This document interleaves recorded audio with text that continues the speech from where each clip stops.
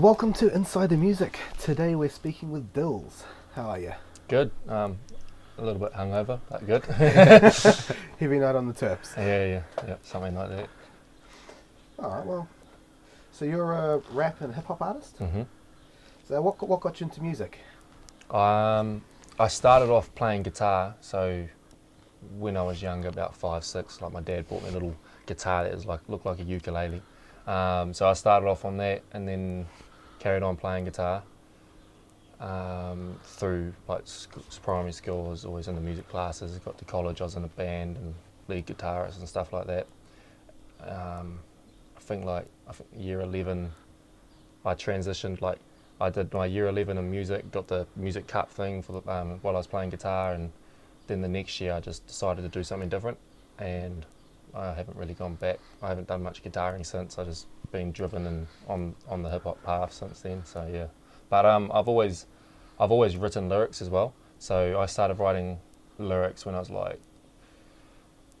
probably 10, with cousins and stuff like that, playing around, and then I start writing lyrics just in books, which I never performed or wrote or recorded or anything like that. I was just writing them, and then the way me starting to do rapping like lyrics was, I would be with my cousin, me and him would go out fishing or something like that. We'd be bored and we'd just start like dissing each other and rhyming things, and then from that he said I was quite good at it, so I kind of kept going, and then from there I started thinking, I don't just have to write diss songs, so I don't have to just diss my cousin. So I started writing other songs, and then just led me to what I do now.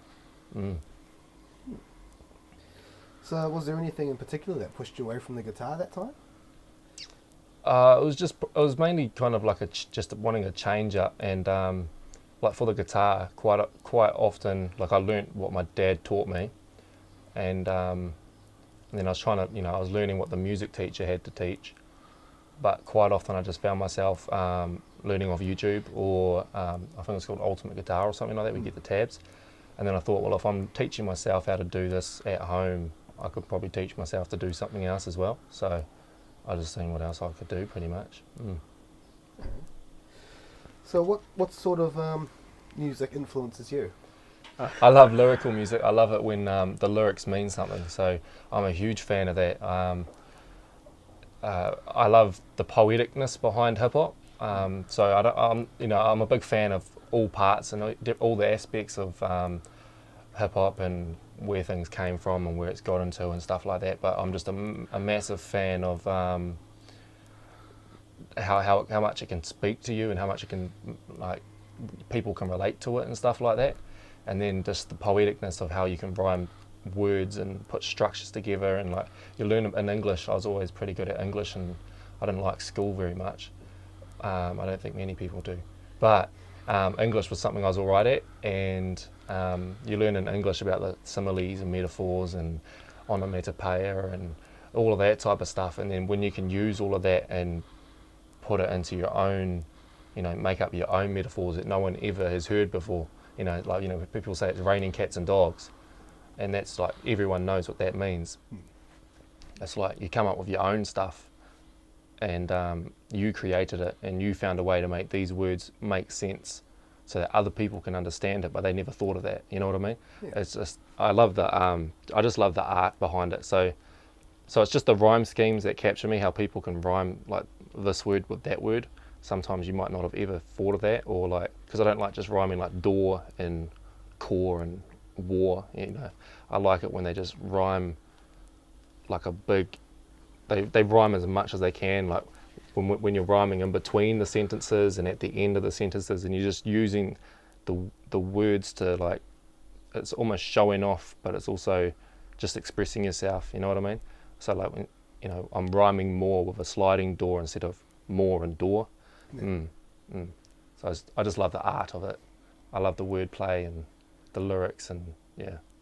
So I do find, like, compared to a lot of other rap, that tends to it's kind of braggy music. Yeah. It's always about the girls, it's about the money. And there's always been that ever since rap came out. Like NWA, they had that type of stuff, and then like the middle eras, the old school eras, the now eras. It's always been there's that side of it. So you just got to search deeper, and then you find the what I like type stuff. Yeah. Alright. So are there any specific artists that have influenced you? Yeah, well, Eminem, that one's just a given. That's like, I think not many people know who Eminem is that don't like him. Yeah. You know what I mean? Yeah. So Eminem, that's an easy one. I love a lot of underground hip hop artists, and that's just because that they can say whatever they want, and they say what needs to be said, rather than just trying to make a radio track talking about whatever people were listening to at the time. So they, like Hobson, he's an artist that he kind of was the one that motivated me to do what I do now, because I think it was 2012 I discovered him, and he was just some YouTube rapper back then. He's pretty big now, he's like worldwide, but he was just a YouTube rapper, and he did everything from home. He made his beats at home in his basement. He recorded himself. He did all his vocal engineering and put it out himself, shot his own music videos and stuff like that. So he did everything himself, and I thought, well, I can do that. You know what I mean? So that's what really pushed me to go and buy my first microphone, is the fact that, he's got a microphone at home. You don't need a recording studio. It's always cool. Like, I want to be in here and use this stuff, but at home with the money you got and the time you got and stuff like that, it's just so simple to set up your own little setup and go from there. And that's all I've done, and I've I made a little bit of a name for myself just buying a microphone and doing it from home. And so he's who inspired me to do that. I listened to J. Cole, a little bit of Kendrick Lamar. I love Aussie hip hop. Artists like 360, he's a crazy influence for me. Cursor, B Mike, who I've got on my album, he's an Aussie rapper. Fozzy, I've remixed a few of his songs. So I'm not the biggest fan of the New Zealand scene. I don't draw too much inspiration from the artists here. I don't know if that's just me. I haven't looked hard enough. There's some artists that are obviously they've got the good sound, and then there's other artists who are doing stuff that I like. But an overall thing of things, I don't usually listen to New Zealand hip hop. And then I just like underground music most of the time. And then there'd be the odd song that I just bump because it's cool. Yeah. Any other genres? Ever since dwelling into hip hop, I've been really stuck on hip hop, and it's because when I'm listening, I'm not just listening, I'm studying. So like when I'm listening to someone when I listen to a song that just came on and I haven't heard it before, I'm listening to their flows, I'm listening to what they're rhyming, I'm listening to how they're bridging into their choruses and what they're doing different to me if they're on the radio, and I'm just seeing what I can take from whatever I'm listening to. So I still listen to other stuff. My girlfriend, she listens to a lot of music I'm not a big fan of, but she listens to like Sammy J and those guys that kind of sing like girls. So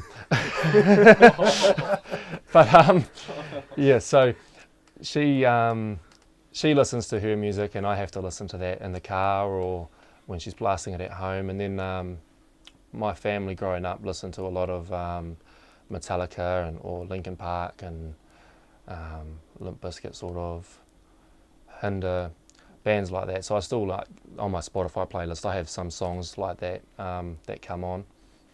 But yeah, hip hop, when I'm listening, I'm studying, so I prefer to listen to it because I'm doing multitasking. I'm killing two birds with one stone. I'm listening to a song, but I'm also learning. So how much time do you actually spend writing? Writing? At the moment, because we've done this album, I actually haven't really had a chance to do much writing because we've been so focused on trying to wrap up all the other ends of it. But I, in a way, I'm always writing, like just because I'm not in the studio with usually I write on my phone, or sometimes I write on the paper, but just because I'm not in the studio purposely writing, like whenever I'm out working or while we're in Thailand, just whatever I'm doing, I'll always think of things. And if I think of things, I just put them down on my notepad on my phone, or quickly send them to myself on Facebook or something like that, and then I've just got, when I actually do get into the studio to do some writing, or this fella's making a beat, I've got like a little bit of a go-to because I've got a collection of lyrics I just wrote over the week type thing. So it's not that I put time aside to write most of the time. Like sometimes I do, like when we just like, well, let's go in the studio and we want to do a song, or we might be mixing something and then we get sidetracked because he's making a new beat and then we do something on that. But yeah, so I'm kind of always writing, if you get what I mean. Yeah. And with it as well, obviously your songs have a hell of a lot of lyrics in it compared to other stuff. You're telling a large story. Yeah. How important is it to constantly be improving your diction, the number of words that you know and use? Do you have to research new words all the time? I kind of, what happens quite a lot for me is I'll hear something, and I can't really think of an example, but I'll hear something and that word I might have heard I might have heard someone just say it in a sentence, and it'll stick in the back of my head, and then all of a sudden I'm writing a song, and then that word that I've heard in the past rhymes with whatever I'm rhyming with, and then what I just kind of go back and do is I just go and Google what that word meant, so I'm using it in the right context. So it's not that I'm purposely going out there and trying to expand my dictionary. It's just whatever people are saying, if they use a word I don't know, it kind of stores, and then when that word can rhyme with something, I'll just go and try and make it rhyme and see that I'm using the right words in the right context and make sure it makes sense. So how long would it be from start to finish on average to finish a track? That's almost impossible to answer. And do you mean like finished track from like creating the beat to having the mastered version of it? Yeah, from the first hint to being finished and recorded. So about 4 years ago, I started a song called Fooling, which is on the album. It's the second to last song, and that was started 4 years ago. I wrote my verse back then, and I recorded my verse originally back then, and I had a beat made for it from a label in America called Definitely Loud Entertainment, and I got an artist on there called Flawless. He's an underground artist with some crazy talent, so he's someone I'm actually a fan of, and it was cool to get him on the song. We still haven't finished that song. We started that 4 years ago, and it's on the album because I've kind of put it to the side for so long. We never had a finished product of that song 4 years ago, and now over the last year we've done about 3 new versions of it where I've changed my verse or we've recreated the whole beat, because we're not using that. I'm not using that label over there anymore. That Definitely Loud Entertainment. They were working with me for about a year, but they kind of split up. I think there was 2 guys running it, and they had a studio and stuff like that and doing podcasts weekly, but one of the guys moved away, so it kind of dissolved, and with that obviously my connections with them did as well. But when I started working with Shane, we went back to some of my older music that I hadn't finished and tried to recreate them, and so we're still finishing that song. It's still not finished and mastered. But then I went to Thailand. I got back 2 weeks ago, so we went to Thailand 4 weeks ago. And the night before I went to Thailand, we went in the studio. He put on a beat, or he created a beat in the studio that night. I wrote my verse and the chorus, and then the next morning before I flew out, I wrote the second verse, and then recorded that, and then after, just in those 2 days, we had a full beat. We had written all the lyrics, I had recorded everything, and then we pretty much mixed it. So there's 4 years on that other song on the album, and then there's 2 days on that song. So it just depends how much time you got to put into it. It depends how right you did it in the first place. Because what I've found quite often is we can go and do a song, but you come back to it a week later and you hear stuff that you want to change, and you didn't hear it with, listening to it with a fresh ear, you can you got a different perspective on it. So yeah, like you can just hear, this instrument needs to change, or I need to rewrite this part of the verse because it doesn't fit, or I need to re-record this part because I can do it better. So we run into that quite a lot because I'm quite a perfectionist, and I never used to be. It's just with this album I am. This album that I'm been working on, in the past with a mixtape and stuff like that, I'll just download a beat off YouTube, write to it and record it one take and say, oh yeah, I got I said what I needed to say on there, that's good enough, and uploaded it to YouTube type thing. But now I'm trying to do things a bit different.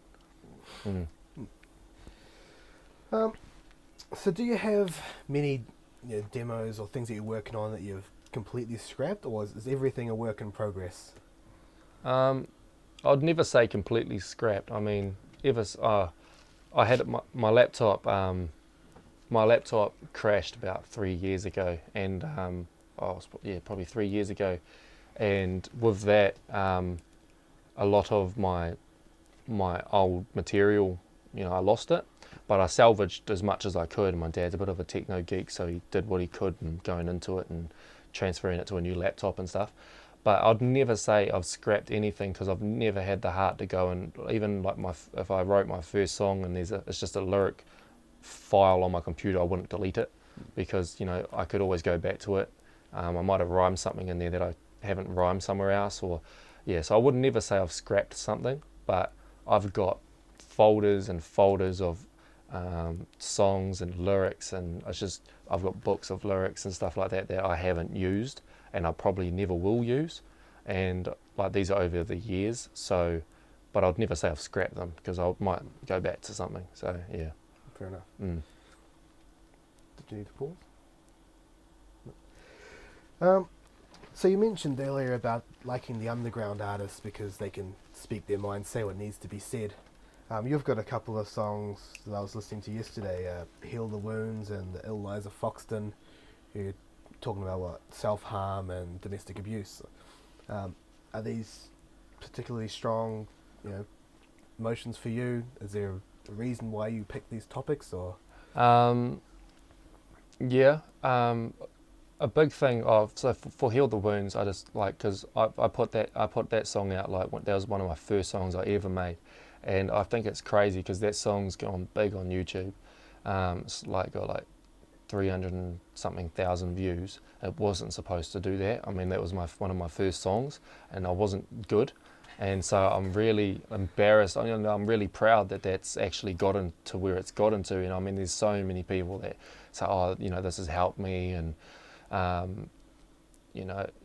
people have reached out to me, and I even had this one situation. I think it was 2014. I made a song about it, but once again with that song, I still haven't put that out. But I called it "Scars Remain." It was like a carry-on from Heal the Wounds, but that was actually about a true story, because I don't know how true it was, but this person contacted me on my fan page and said that their friend had committed suicide and that my lyrics were in their suicide note. And so that's a big deal just for a human being like me. I never met them, don't know them. So if that was a true story, that's some crazy stuff. So I mean, it's reached people. People have said it's helped them, and it's funny because yesterday I just decided I think it's probably the first time I've ever done it. I just searched on Dilz Heal the Wounds on Facebook, and then I went into because you can search friends posts and stuff like that. I went to search everyone, and I was finding so many people, even this year, last year, every year pretty much since I dropped it, posting the lyrics or saying it was their favourite song or recommending this person to listen to it because they're feeling down and all the rest of it. I actually reached out to a few of them that had posted it that weren't on private, and kind of just said, hey, thank you for sharing my song. So the reason why I did that song is because that Be Mike artist that I talked about earlier, he did a song called Baby Don't Cut, and I seen how much that was helping people. And I thought, well, I can probably help people too. I wasn't trying to copy him, but I just thought, I want to voice my opinion on I might have a different way of saying something to someone. And so I kind of went in and I thought, I can do this, and I want to try and help someone with the song. And I mean, my flow on it's horrible.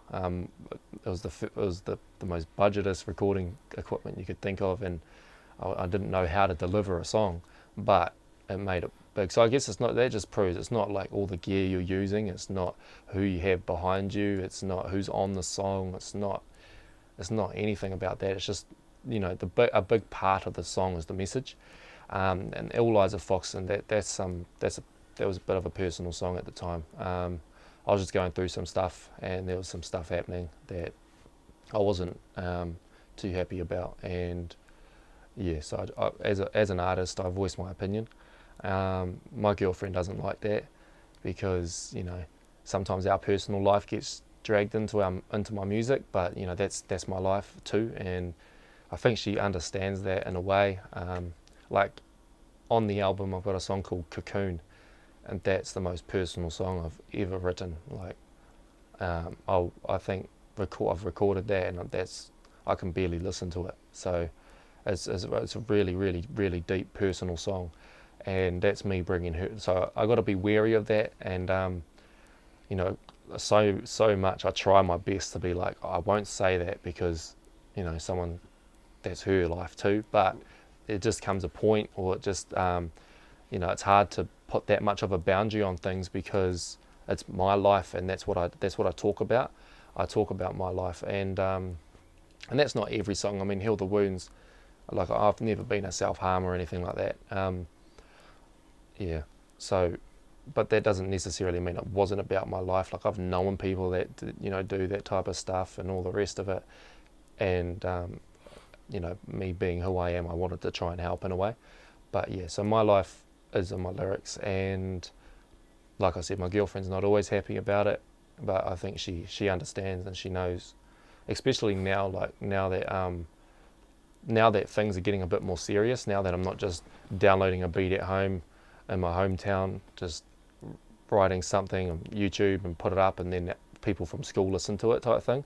I think she knows it's a bit more serious than that. So, and I mean, I've been doing music from before we got together, so she knew it kind of came with me, you know, as part of the package. Yeah. Alright. So why don't you tell us about your other partner in crime here? Yeah, so this is Shane. He goes by the producer name Suave. I met him on a security course. So I was in UCole in Palmerston North, 2015.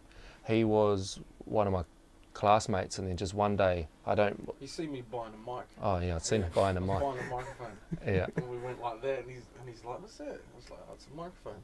And I was kind of like, I rap, and he was like, "Oh, I make beats," and then it was, "Well, come over."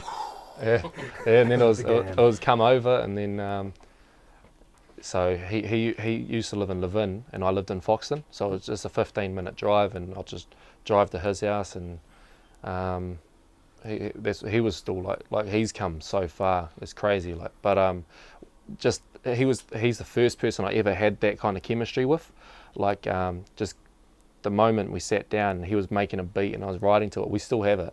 The first thing that we ever worked on, I think it was called, what did we call it? Household or something like that, eh? I can't remember. But yeah, so that was the first time we ever sat down and kind of, I seen what he had to offer and he seen what I had to offer, and then after that we just kept going, and then he ended up moving to Foxton, which made things a lot easier. So I'd drop my girlfriend off at work and then be at his house until she finished work type thing, just working on music. And back then is we had plans, we're like working on this EP, or we're going to work on this album. We made these songs and all of those still aren't out. I mean, we make a lot of music, and I think it's, even though it doesn't get released, it's still practice. Like even though no one else has heard it, we might have learnt something from that song that's going to go into the song that someone else is going to hear that's better than that first song anyway. So I mean, we are quite low key about what we do. We haven't shown what we've done as a collective. We haven't shown that to the world yet. But yeah, we got a good chemistry. It's really cool. And so I ended up moving up. When I was still in Foxton, we ended up, because we finished our security course 2015, and then 2016 we ended up going under the same security branch. So we were both doing bouncing at nightclubs in Palmerston North, and then he moved down to, where'd you go? Went down south a little bit. Yeah, Invercargill or something. Yeah, and then I moved up to Rotorua. We were working with the internet stuff. Yeah, so we're just sending each other stuff via Facebook or email and stuff like that, and just having phone conversations about stuff that we're working on. And then the album. So we started, because this album that that this Metamorphosis has been on in the works for 4 years. So that Falling track that I originally was talking to you about, that was originally for this album, because I started the album 4 years ago with that label. And I kind of just, when stuff hit the fan with the label, I kind of moved away from it and just put everything we're working on the side, and just carried on doing my little YouTube beats and stuff like that. And I'm glad that it happened like that, because I mean, what we have now is like, it is something. It can make it, like, it can. I think this album, like, I'm not trying to sound cocky or anything like that, but I think this album is, it is really, I think it's gonna make some type of it. I hope it does anyway. It's gonna make some type of an impact on New Zealand hip hop. Like, that's my goal. I want to put this out, and I don't mind if it's the New Zealand hip hop artists that listen to it, or other musical genres, or just the people in New Zealand. But that's where my main kind of, it's not that I just want to be stuck in New Zealand, but I never looked into New Zealand hip hop and stuff like that, and I was always working with American artists and putting my music out on American platforms. But with this album, I really did want to hit home, and so I'm working with a lot of New Zealand artists on it, and yeah, I think it, hopefully, as long as it gets heard, I think it's going to make a difference somehow. But yeah, so I moved up to Rotorua. He ended up moving back from Invercargill to Hamilton, and then from Hamilton he went to Hawke's Bay, and he was just floating around, and didn't have a job. And I'm the manager of a backpackers. I don't like calling it a backpackers, because it's not just dorm rooms and stuff like that. It's got some nice rooms, like the chalet style accommodation. So they've got like the ensuite bathrooms and stuff like that. But then we've got 64 lodge rooms, which dorm rooms and stuff like that. And then we've got campgrounds. So it's a really awesome complex. And so my partner and I manage that. And I kind of hit him up with it for, I said, do you want a job with us? We need a worker. We got some people leaving, and if you want a job, we'll sort you out with them. And then so he grabbed the job. He came over. We did it all properly, interviewed him and grabbed his CV and stuff like that. And then he came over, and the original plan was, because I got to live on site for a part of my job, because like all throughout the night, if the guest has a problem or something. So a part of that is he had to he had 2 weeks. The boss lady, that's what I like to call her, on the Trine. So she kind of said about 2 weeks, and try and find a house and stuff like that, but we'll put you up for a little bit and get you started. And then obviously, because I just said we had a security background and stuff like that, we ended up doing a bit of a thing where we ditched the security team we were with, because there was not really any point outsourcing it, so they were coming and doing the alarms and all that. And so now he does the security, and that's how he lives with me now. So I mean, we live together. Forgot about me. So we live with him. I live with him, work with him, do music with him. He's never away. It's just, yeah. So what's he like to work with? He's alright, eh? Not too bad. That's something. He's alright. Not too bad. Yeah. That's all. So for anyone in New Zealand that wants to work with me, I'm alright. Nah, he's terrible. Yeah. He's terrible. Can't say some of the stuff he does, but yeah, well, we have some fun. Sometimes we make some pretty funny songs, but we don't release them. So yeah, that's just us. Trying to use our energy and have some fun, or warm up or something like that. We might do some funny songs or some lyrics. Most of the times when we do get into the studio, if like I'm usually the not focused one, so when I get into the studio and we're supposed to be mixing or fixing up a song, I'm usually onto another beat. Yeah. And he's coming and he's like, what are we doing? I'm like, oh, sorry. Back to the project. I think this album would have been put out probably half a year ago if he stayed focused. Yeah. But he just keeps making beats. But like I said, before we went to Thailand, he made that beat and I wrote to it, recorded it, and the next day finished it up. And that song's made the album. Like that's I added it to the album. It's called Feels So Right. And so like that song, I think, adds its own element to the album that deserves to be there. and if he didn't, get sidetracked, we wouldn't have that. So, I mean, it's awesome in a way. And I mean, he's gotten sidetracked so much that there's a bunch of beats there for me. Like as soon as this album's done, I'm jumping on them type thing. As soon as I got the spare time, We've got heaps. I think we've got heaps of material. Yeah.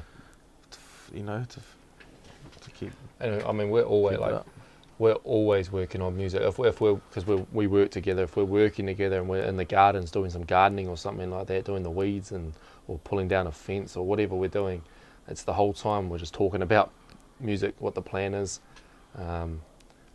future goals and all the rest of it. We're just always, as soon as we finish work, most of the time it's me and him. We're just going into the studio, whatever spare time we get. My girlfriend gets a bit angry at both of us because she loves spending time with him type thing too, and because we're quite close. Obviously, he's been living with us for about a year, and when I'm spending every moment doing music and with him instead of her. We don't talk about music. Yeah. Talk about music. So she wants movie nights sometimes where we're all supposed to sit there, and sometimes I get sidetracked and I jump on, try and do some social media promotion, or I might quickly write some lyrics down or something. I get told off all the time. But now he's on the bandwagon. He gets told off now too. So there's two of us. She's telling off the both of us. Yeah. So tell us about this album then. It's coming out early next year? Yeah, so some big news with the album is there's a label called Black Market Enterprise, an NZ hip-hop artist, Tom Francis. Have you heard of him? He's doing some massive stuff. He's the only New Zealand hip-hop artist I've seen doing what he's doing. So he's over there working with Snoop Dogg and Wiz Khalifa. He's meeting up with Kendrick Lamar, and he's got songs with Royce the 5'9", who's like, Eminem's other half when it comes to some of Eminem's music. So he's doing some massive stuff, and his label has picked up my album for distribution, and so that they're promoting it and stuff like that. So it's a year deal. So that's the first time I've mentioned that. It's actually all just been in the works for the last 2 weeks, but we've kind of finalised it last week, and now we're trying to just get the album finished. So like we've been mixing and trying to just touch everything up as fast as we can, but because we've been putting it off for so long, like we keep just kind of what is it called? Dawdling, yeah. We keep dawdling about and not actually just finishing it. So we've got that to finish now because with the label we've set a release date, but it is quite far away still, even though the project's pretty much done, and I've been almost ready to drop it all year.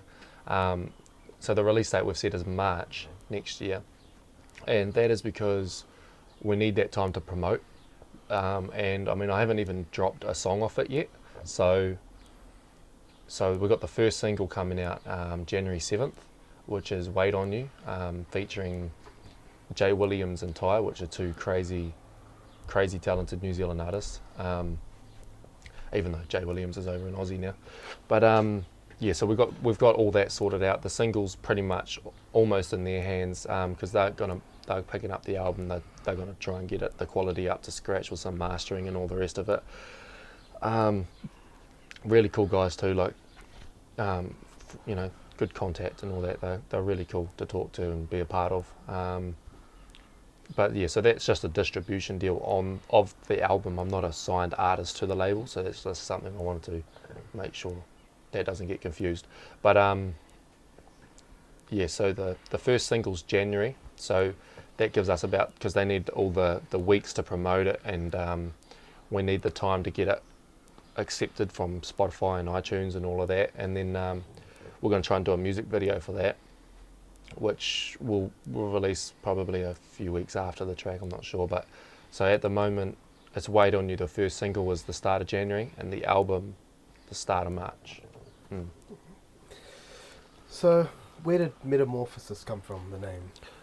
Metamorphosis, for me, it's just symbolised growth. When a caterpillar turns into a butterfly, that's evolving, that's going from something, that's when you think about you know, the caterpillar turning into a butterfly, it's some crazy thing. You know, you don't see ants turning into bloody dragonflies and stuff. So, you know, it is crazy. Caterpillar turning into a butterfly. That's like growth to its fullest extent, and that's what I wanted to symbolise. I wanted it to be about my growth. I wanted people to see where I'm at now compared to where I used to be if they listen to old work type thing. So this album is just, you know, setting a standard type thing. It's about growth. It's about change. It's about you know, like maybe like leaving the way I did things or who I was behind, and I'm coming fresh with this. This is, you know, this is what I've always wanted to evolve into. You know, so it's the biggest thing about it's just growth. That's the biggest thing I can stress about why I've gone with that direction. And so with the album, I've got the track titles, and so it starts with Caterpillar as the intro song, and then we've got Chrysalis on the album, and so everything might not be in, like, it's not that it goes this, but in that track list, it goes from this one, and then the last song is this one, and in between there's some other songs. So it goes Caterpillar, Chrysalis, Caterpillar, Cocoon, Chrysalis, Metamorphosis, Butterflies, Falling, and Fly Away. And so that's kind of all telling a story in itself as well. Just the titles of the tracks and the story within them, and yeah. So you said Fallen was one of your most emotional songs. Cocoon. Cocoon was Cocoon? Yeah. Oh, sorry. Yeah. Cocoon is your most emotional song. Yeah. What would be your favourite song from the album? Oh, that's a hard one. A big thing about the album is I've almost tried to tackle every aspect of what I think is important in hip hop in all the different songs. So, you know, I've got the show off songs where I'm doing lyrical, miracle, spiritual, you know, like trying to show how well my wordplay is, and then I've got the deep songs that you know, it's like Cocoon, and then I've got the radio sounding songs like Wait on You, that sounds like a radio track, something that people can sing along to and get stuck in their head.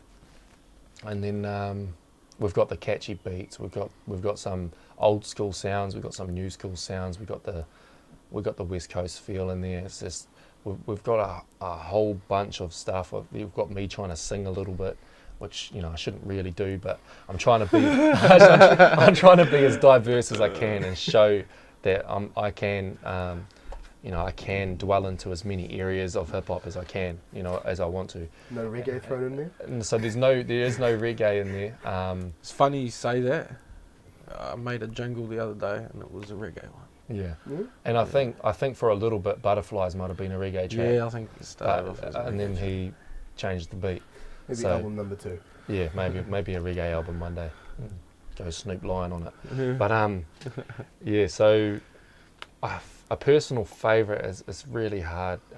Wait on You for me, I think that one's really, like, I've from the moment I heard Jay Williams' chorus that he sent me back for that, I was like, oh, like this song has potential. That was the first instance I really realised that what I'm making could have potential, I think. So that one's big, and it's you know, Scribe was originally supposed to be on that, but he's ended up jumping on another song, and Tyree from Smash Proof, he's on that now. So yeah, it's a cool song. It's got some crazy talent on there, and I'm hoping that, you know, me being amongst those two guys, I kind of fit in, you know what I mean? I don't want them to chuck that on and hear him, and then they hear me and they're like, oh, well, he shouldn't be on there, because it's my song. So, you know, the biggest thing for me is I'm trying to make sure that, you know, I did my thing on it, and people will go back to it to listen to me as well.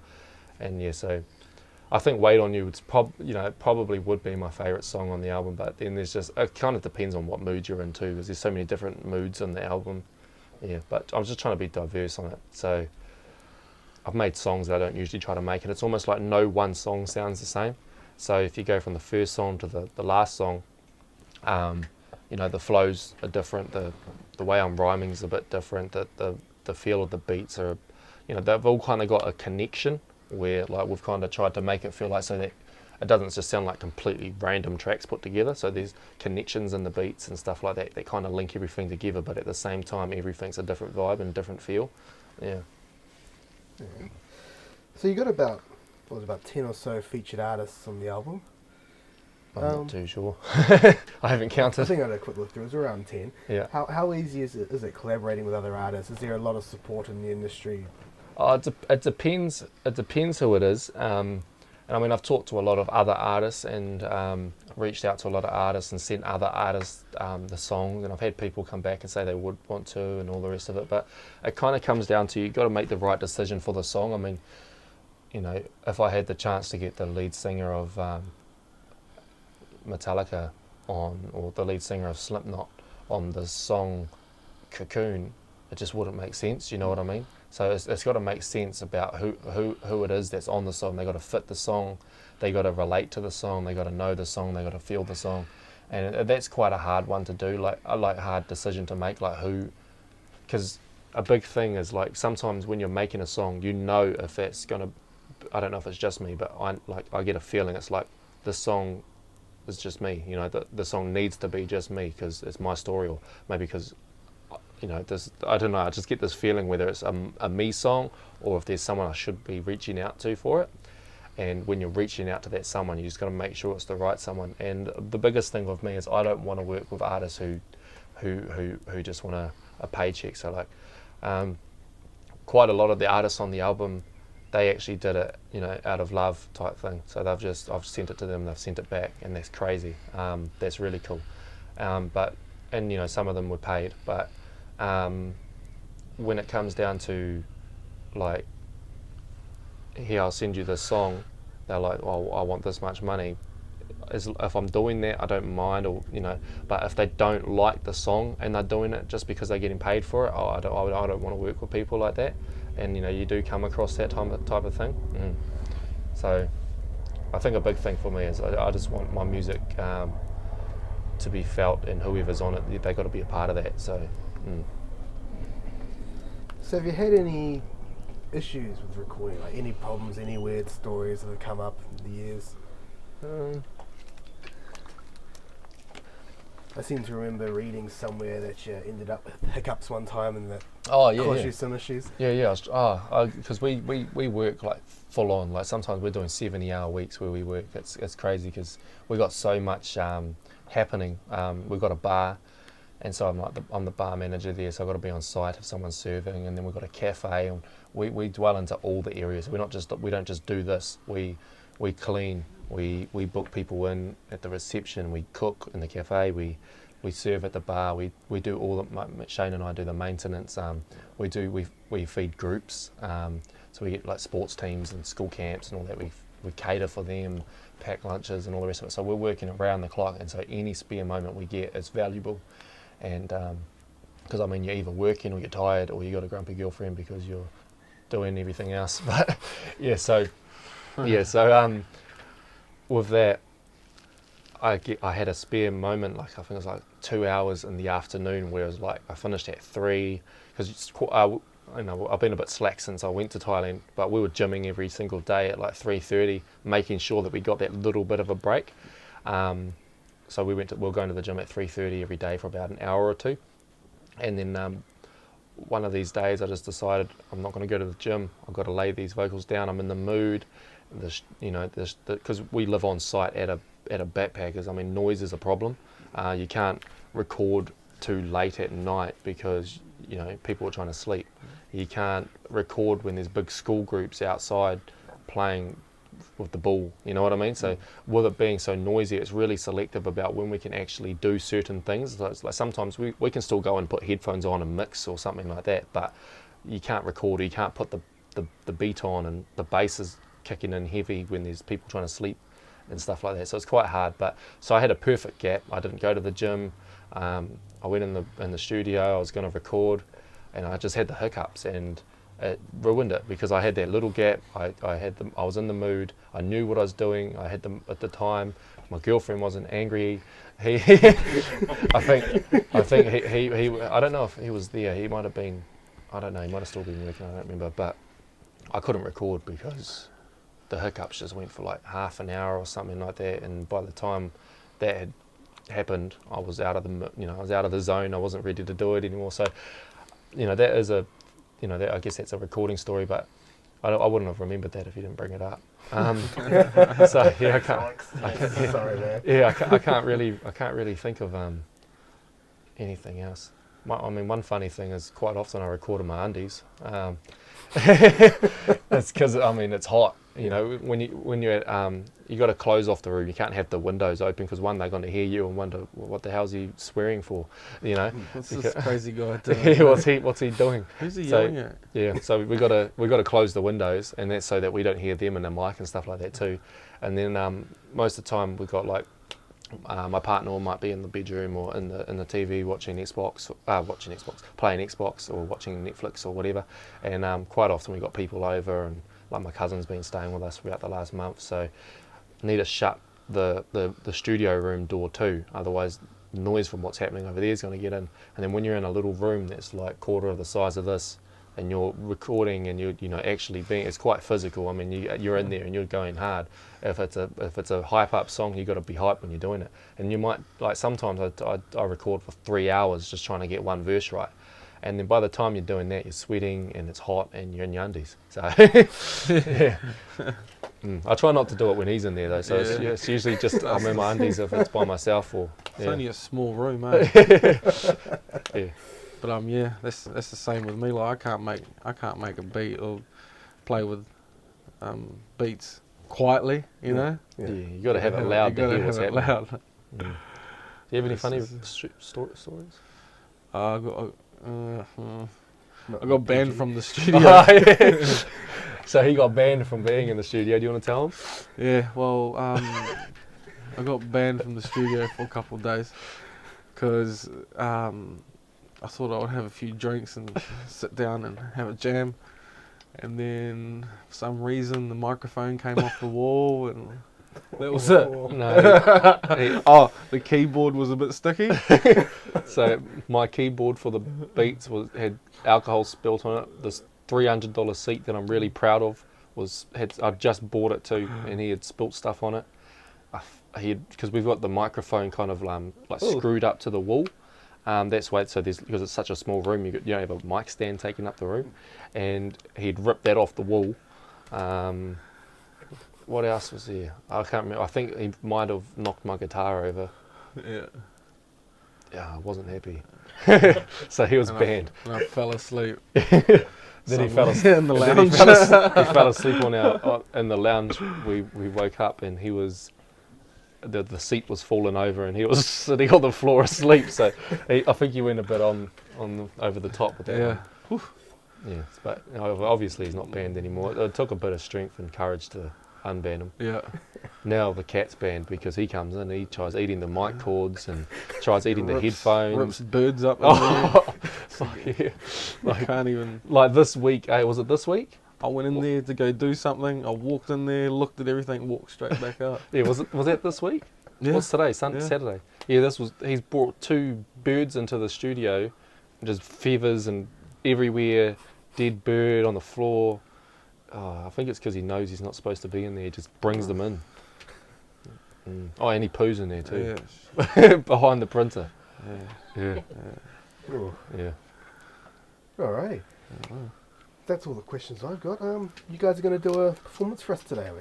Yeah, hopefully. So last night we ended up going to Lava Bar in Rotorua. Tyree from Smash Proof, he was performing there. It was a good night, but I got a bit too drunk.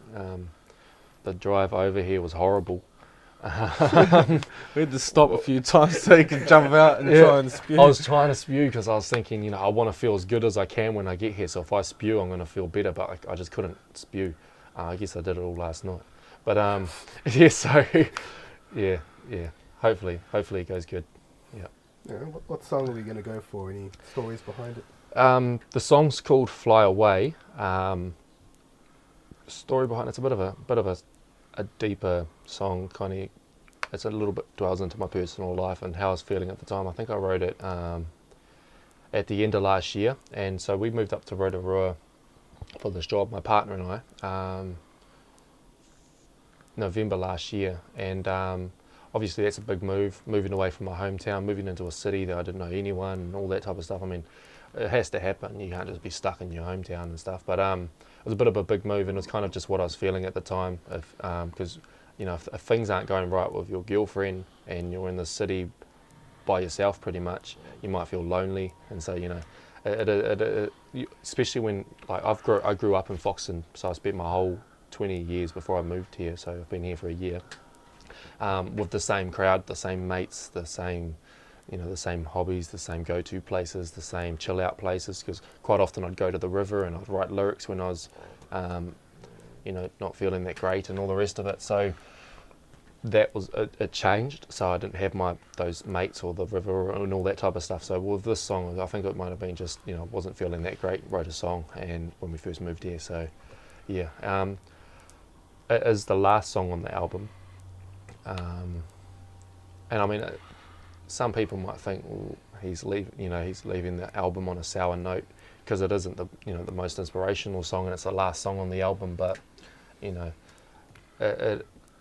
life isn't perfect, so my album's not perfect either. You know what I mean? The stories in it and the way that it's structured, it's just a reflection of my life. So.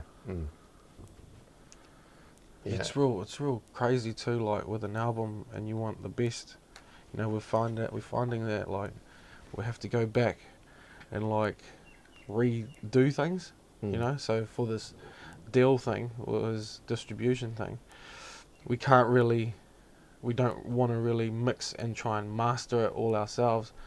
We just want to get the mix happening to how we want it, because you know it's a sound that, you know, like we just want a different sound, I think, for this.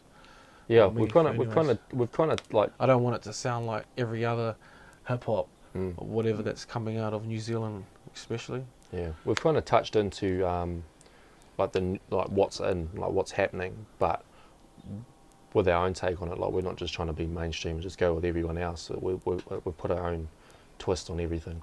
And like major influences for this album, like what I was listening to a lot of was Yellow Wolf. So I was listening to a lot of Yellow Wolf. When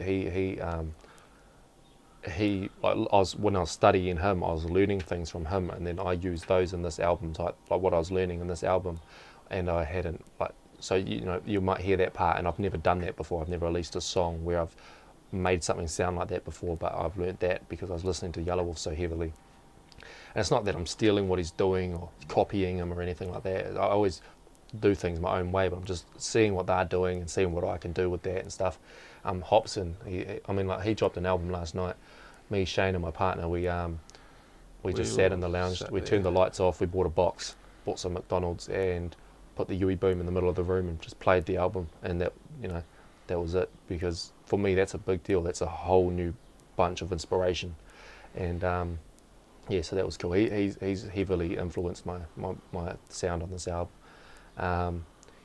Eminem, obviously. I actually listened to a lot of D12 in the beginning of the album, and so you know, there are some songs that we aren't using that we're going in a bit of a D12 direction with what I was saying. But yeah, 360.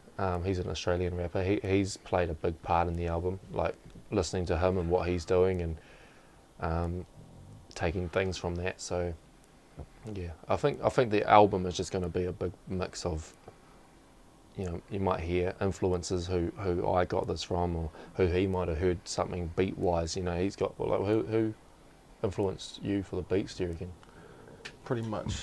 I don't know, whatever I hear, and I think it's, but the West Coast is pretty much the sound you'll mainly hear in there. Yeah, there's a song on there called Back At It, and I wanted to perform that one, but like, because we were going to do the acoustic performance, but we've just been so flat out this week, we haven't had the chance to transition what we've done beat wise onto a guitar.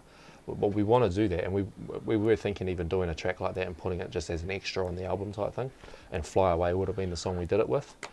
So that's why we're kind of going with Fly Away, because I was practicing that while he was practicing the guitar, and so we kind of just stuck with it. But I really wanted to do Back at It because that's such a fun song, but doing it solo, I think you need a stage and a crowd and stuff like that to do it. But yeah, that's West Coasty. There's just some cool feels on this album. It's really, I'm looking forward to everyone hearing it. Like.